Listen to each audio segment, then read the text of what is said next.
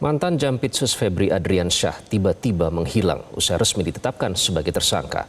Tidak tanggung-tanggung, Korps Pemberantasan Tindak Pidana Korupsi atau Kortas Tipikor Polri menyebut nama Febri terseret di 3 kasus mega korupsi yang ditangani di Kejaksaan Agung dengan total kerugian negara mencapai puluhan triliun rupiah.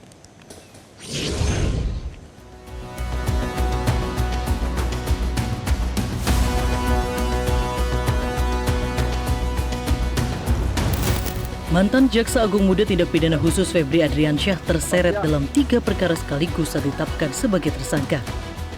Penetapan Febri sebagai tersangka terjadi hanya beberapa jam setelah dirinya mengundurkan diri dari kursi Jampitsus di hari yang sama. Nama Febri Adriansyah pertama kali terendus saat Kortas Tipikor Polri menggelar konferensi pers terkait penanganan kasus dugaan korupsi dan TPPU terkait pengadaan batubara untuk PLTU periode 2018-2026 ke tahap penyidikan pada 6 Juli 2026. Namun, Kortas Tipikor Polri baru melakukan penetapan tersangka terhadap Febri pada 11 Juli 2026.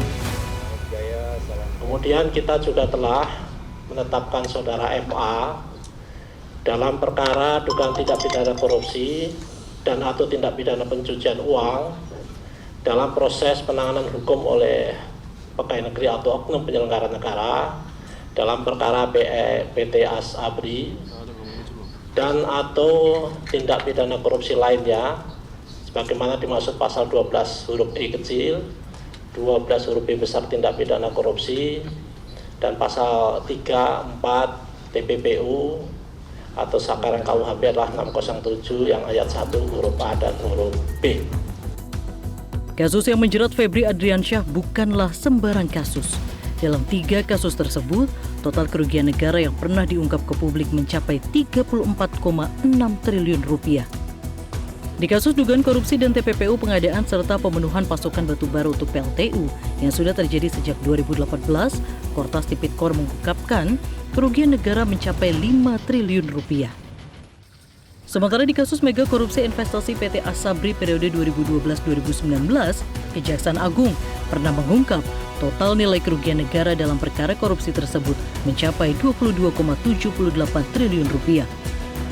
Dan di kasus tindak pidana korupsi terkait pengadaan anak perusahaan di PT Krakatau Steel tahun 2011 tersebut, Kejagung mengungkap kerugian negara mencapai 6,9 triliun rupiah.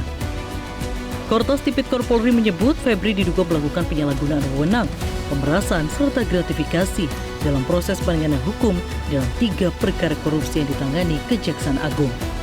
Hal ini sesuai dengan pasal pidana dan TPPU yang dikenakan Kortas Tipikor Polri kepada tersangka Febri Adriansyah.